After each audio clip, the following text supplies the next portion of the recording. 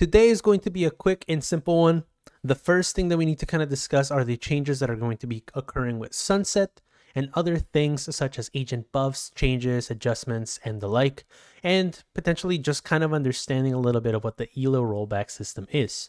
For a lot of you guys that don't really keep up with the patch notes, or maybe you don't like to kind of like look into Twitter, you're not someone that likes to kind of look into that, this might be a good chance for you to kind of stay updated on that. Okay, thank you for everybody that's been supporting the channel. Thank you for everybody that has been, kind of giving it a like and a comment, subscribe. Again, big reminder, we're changing our system. We're only going to be providing only one class and one video from here onward. But if you do like what we do, just consider supporting the channel. Maybe get a one-on-one with me, all that cool stuff. All right, so let's get started with this.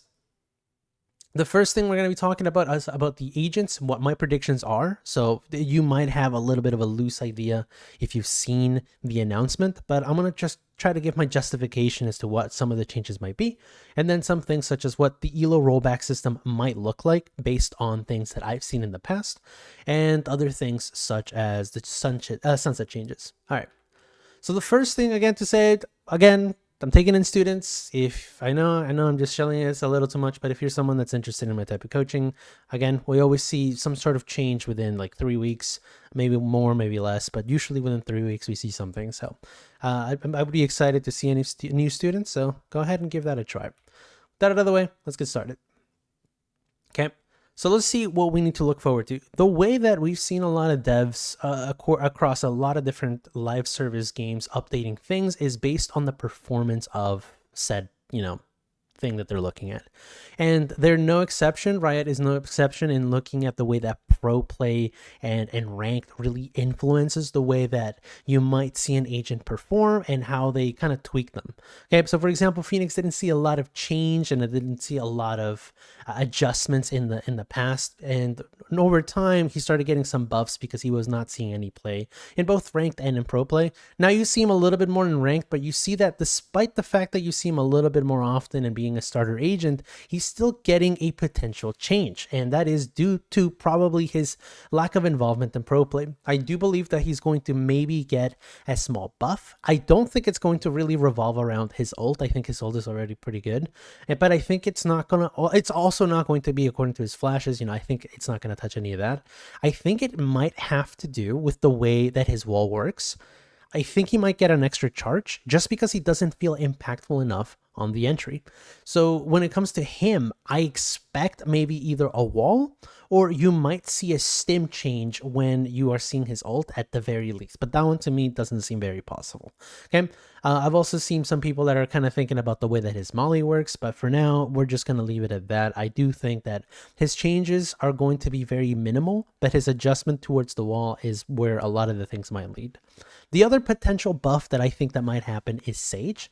Sage has seen a little bit more play in ranked, just because a lot of people tend to just like the Sage wall or potentially the heal. But when it comes to the way that Riot has been nerfing Sage, they've been kind of pulling away from that type of playstyle into more selfish players such as Reyna, Jett, and the like. When we look at pro play, again, they've also have not been incorporating her as much as they should, and that is for a good reason. Other Sentinels do the job a lot better, and the wall doesn't feel as useful as opposed to other things. So I think that the change might be a slight revert to the wall. I do think that they're going to make it a little bit stronger, but the one thing that we might see actually show up is a slow. I think we either might get another slow, or the slow radius and the slow duration might be a little longer, because right now she offers nothing to the table when it comes to site stall. So if you look at Sage, I do hope that they do make some changes in regards to that slow, because that's the one thing that she's been needing all this time. It's not going to make enough of an impact that she's going to skyrocket all the way to the top, but I think it's a positive change. And I think that now that Split is coming back, she might actually get a lot more play just because she's going to be able to hold 2 chokes at once with potentially that extra slow and potentially that extra slow. But yeah, those are the 2 adjustments that I believe are going to be occurring with the 2 positive buffs that we might see. But what about the nets? Okay. When it comes to Gecko, I've already been advertising him as this great hybrid agent that can do everything with very little repercussions. But when we're looking at the way that agents like to function, they can't do everything at once. Otherwise, they're just considered overpowered. And we're seeing the same thing with Gecko. Obviously, he doesn't get picked every single match when it comes to pro play, but he does get picked very often in ranked. And that kind of makes him a prime suspect for a nerf. I think that they might potentially slow down his ult, but the main thing that they're going to be looking at is his flash. I think the radius and potentially the range of his flash is going to get a tweak. So you might see it the same way that Reyna Flash used to be, where at a certain range it doesn't catch you. I think that's what's going to happen. I don't think there's any reason for him to get any other adjustments other than nerfs. If there's any positive changes that might occur, it might be wingman duration maybe either being slowed down a little bit, maybe a little less of that, or his speed and running around might be faster, similar to what they did with Roomba, but with a lesser duration, right? So we might see that as well with Gecko. So I expect a nerf from him. And last but not least, Cypher. I don't think Cypher is in the wrong. I think the meta was just really revolving around him, not just because of the Cypher trips, but just the map pool in general just really helped them out. I'm not sure how exactly they will kind of potentially work around his trips, but I do know that, you know, his cages have never been a problem. So I think that I don't see any reason for them to take away a trip. I don't think they're going to go down the chamber route, but I do think that there might be something in terms of arming time, or potentially just anything in regards to the length of the trip, as they're trying to keep him away from just being this overly oppressive agent. But now that the map pool is going to be changing, which might change at the end of this act and starting the next, from what I've heard, you might see a little bit less playtime from him, just because right now the map pool really supports him, in my opinion.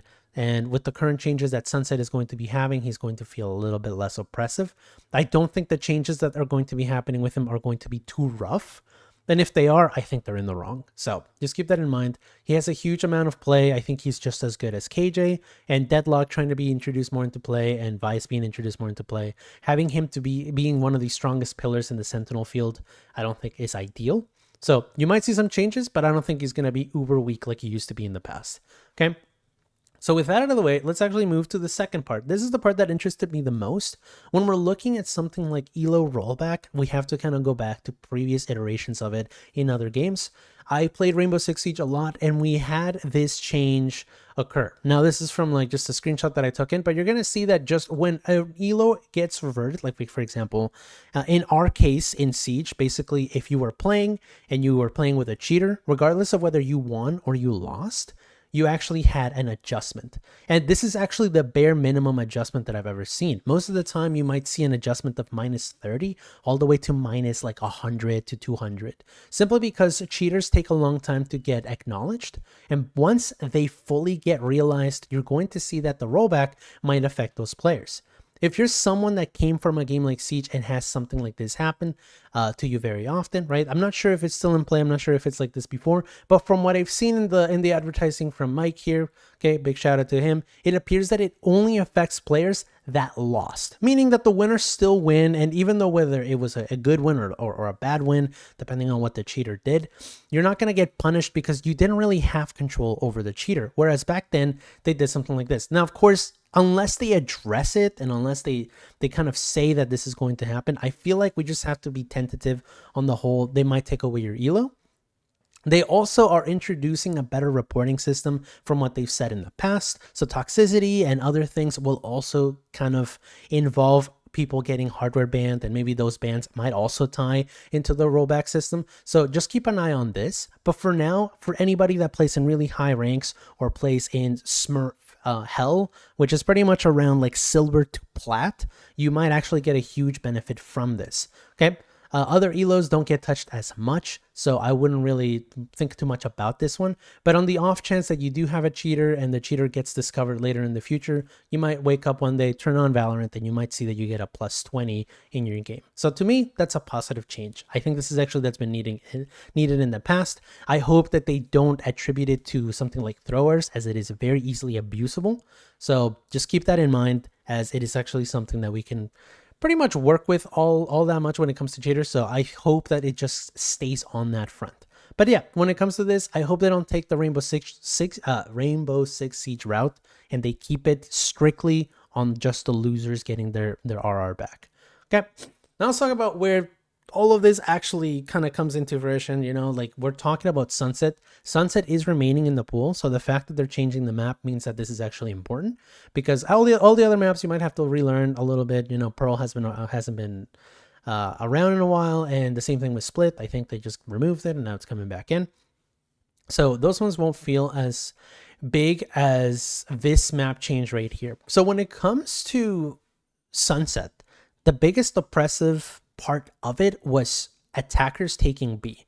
And the weird thing about it is that it was such a 50-50 play when it came to playing B side. Either attackers had a really easy time breaking in and defenders had no way to combat this, or defenders were just completely dominating because it was so hard to break in. Cypher did have a huge influence when it came to that, but based on what we've seen on VCT, it's not just the only reason. Retaking was impossible simply because that it was either really easy for defenders to get caught in open spaces, or it was really difficult to take away from the spammable like defaults that a lot of players were playing. So with the changes, we're going to be looking at some of the things, and I think the most positive change has been around the main and the choke. If you've played around any of the elos where, you know, like this camera over here is a little bit more present, you're going to understand a little bit more of what I'm talking about. But if this camera wasn't placed, or if you didn't make it here in time, this timing was super easy to gain. In fact, it was one of the easiest ways for you to get kills, especially around the times that you had maybe, for example, shotguns that you were playing ecos. It was also really oppressive because if they weren't using this information, you could easily close it off here with a smoke, making it impossible for the opponent unless they were dumping utility. Now that they've removed the box, they've removed this timing, meaning the ranked is going to be a little less annoying if your Cypher is kind of dozing off or looking at TikTok, right? So now we're going to be able to have this little choke right here not be as powerful, as they need to sacrifice a lot more when getting into this little corner right here. Other things as well is that they removed this unbreakable area. As you can see, that it has become a little bit more bearable in the way that this trip is going to work. And of course, they've removed the little rat box. If you are someone that plays in high elo, or you're someone that's been getting into the high elo area, you're going to notice that the only way you can clear this box is either A, you hard clear and you actually look, B, you actually send a lot of utility that way, or C, you actually had a very precise lineup. Some lineups were literally landing on the top of this rail, so it would land on the box and then leak on the second box and potentially over here, right? So people had some pretty precise lineups, and that didn't make for really good gameplay in my opinion. So with the change over here, we've seen the deletion of a lot of negative things.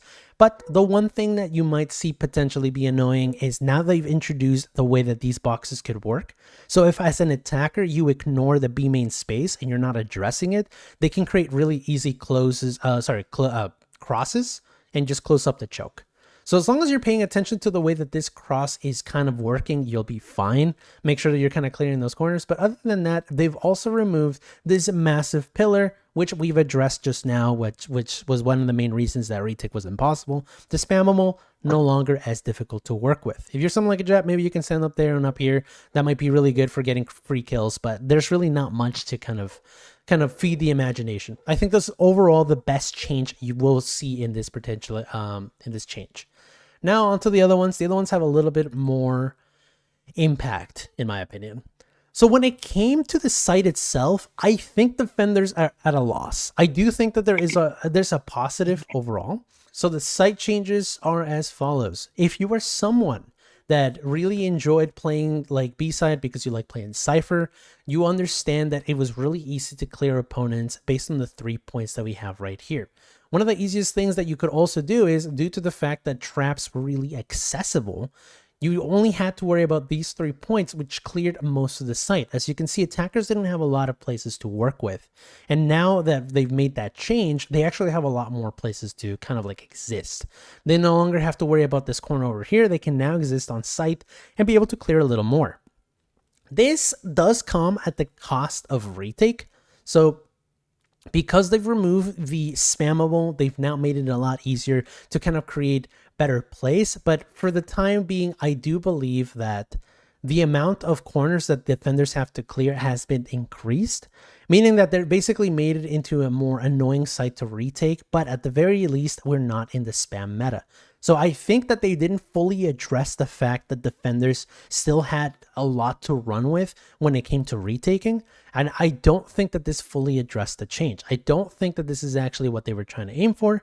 I'm not a map designer, but I do believe that the way that they should have looked at it is to kind of pay attention to this jump up.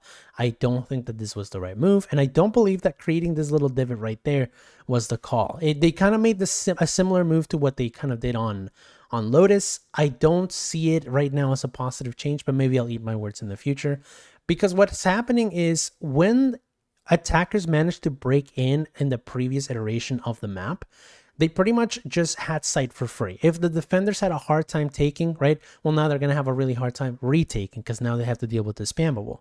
Well, now, not only do they still maybe potentially have to deal with the spammable, but now they could also run into other issues. They could run into the issue of multiple angles, and when we look at backside, you're going to see that the same persisting problems of maybe playing back here and still being pronged by two angles still exists. So not a lot was addressed for defenders, and in fact, it made attacking a lot easier on B side. And I won't lie, attacking was a problem. It was really difficult. But once you managed to break through, if a team wasn't coordinated enough to hold, then it didn't really matter, right? So I do think that there's some pros. Okay, with the way that they've changed this, there's a lot more expression with the comps you're going to be playing. Cypher no longer has this a really aggressive, like one way, like not one way, what am I saying? It doesn't have this unbreakable, so you might see a lot more duelist expression. You might see a lot more sentinel and what was it, initiator expression. But we're gonna see that there are some problems when it comes to that. Okay, when it comes to backside, we just talked a little bit about how we pretty much had a player backside, and it was really easy to kind of look at the angles when you were playing. However, if you didn't really have good control, if you didn't have any good holds to kind of play around, they put down their smokes to kind of break your trip. You weren't able to play around it, right? You are now in trouble where they can easily pinch you from both sides. And this is kind of still the problem. You have some ratty angles that you can kind of play around, but at the end of the day, not much has changed.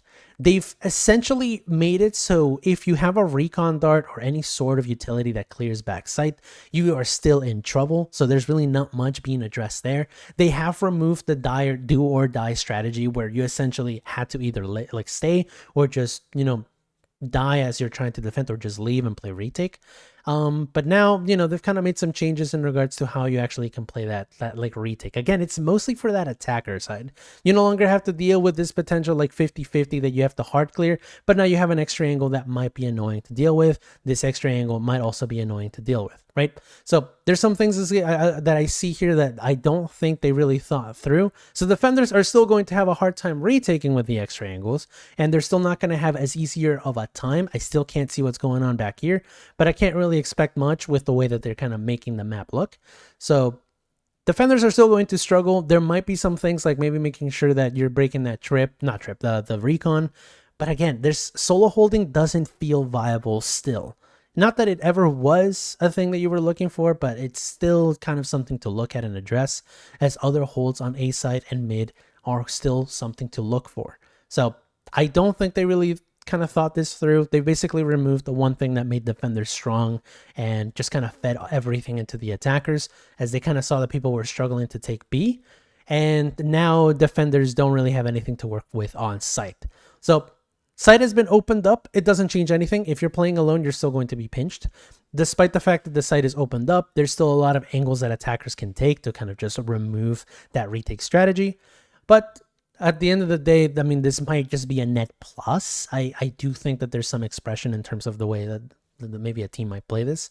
I don't really think overall that the backside change was good when you tie it in with this.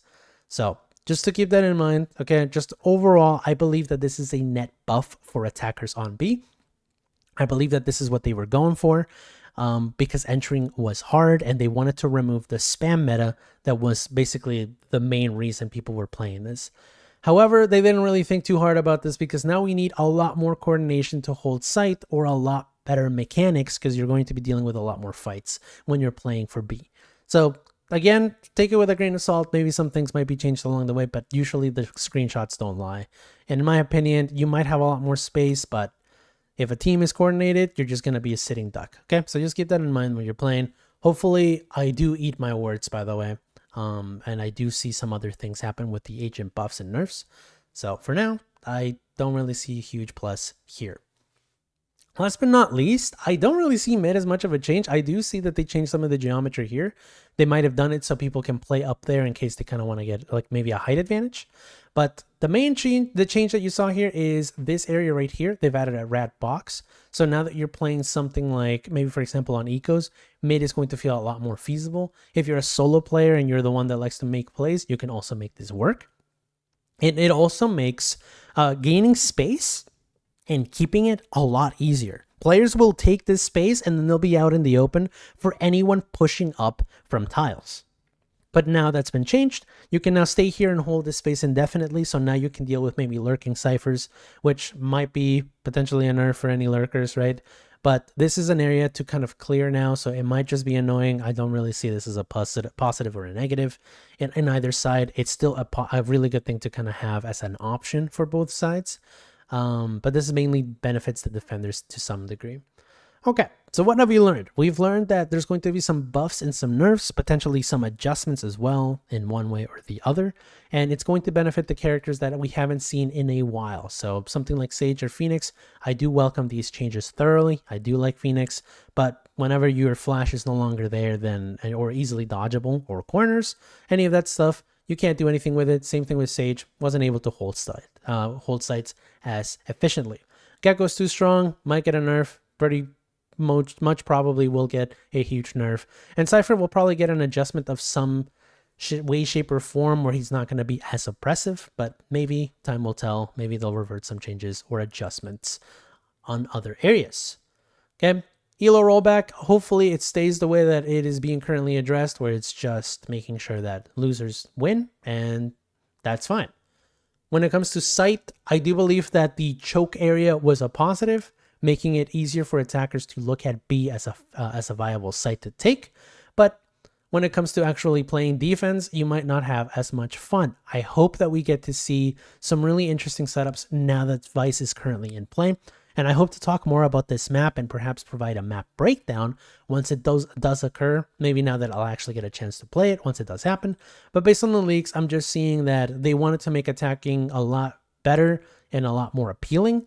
But they also made it so defenders are still going to eat a lot of bullets. So I hope that this is something that we can kind of work with as we develop as a community in the way that we play backside.